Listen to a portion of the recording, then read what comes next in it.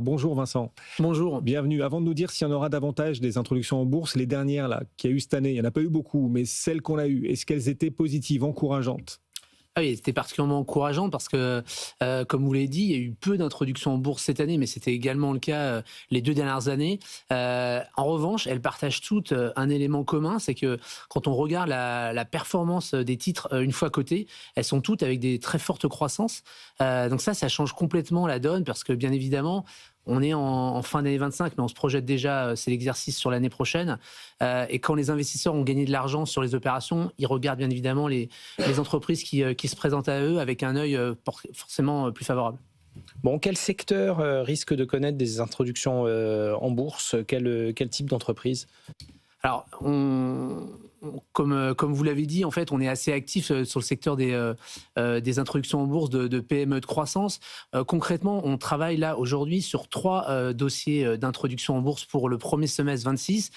On regarde, c'est assez diversifié. On travaille pour une société qui intervient dans le domaine du conseil, organisation pour les entreprises, également dans le domaine une société industrielle dans le domaine de la défense, et puis également une société dans le domaine du luxe. Donc on voit que c'est assez diversifié, un peu à l'instar de la cote française.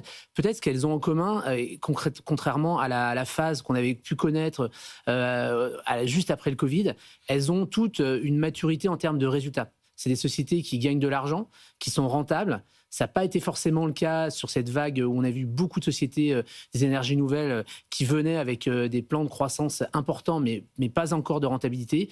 Désormais, les investisseurs vont rechercher plutôt des sociétés rentables et c'est ce qu'on avait retrouvé également. On citait, vous parliez des introductions en bourse cette année, on retrouve ça sur Semco, on retrouve ça également sur des sociétés qui ont eu des très beaux parcours ces dernières années. Je pense à la société Stif ou encore Odyssée Technologies ou même Exosens ou Planisware. Oui, donc ces sociétés qui cherchent à s'introduire en 2026, et on espère que ça permettra de voir réaccélérer le marché des IPO, ces sociétés, elles sont plus rentables que les précédentes qui cherchaient à s'introduire. Elles ont souvent un profil plus familial également, c'est un autre fait marquant. Exactement, il y a beaucoup de sociétés qu'on dit ETI familiales.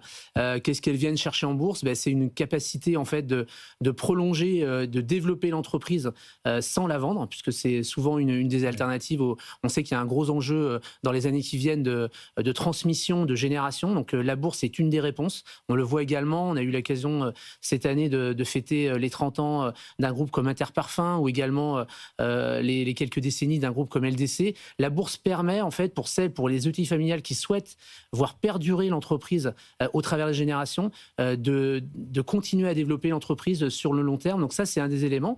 Et puis également, le choix de la bourse, c'est également un élément de gouvernance et d'indépendance.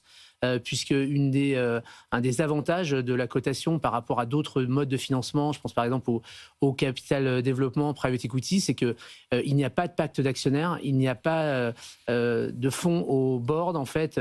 La gouvernance est plus diluée, donc ça c'est aussi ce qui est apprécié par les ETI familiales. Plus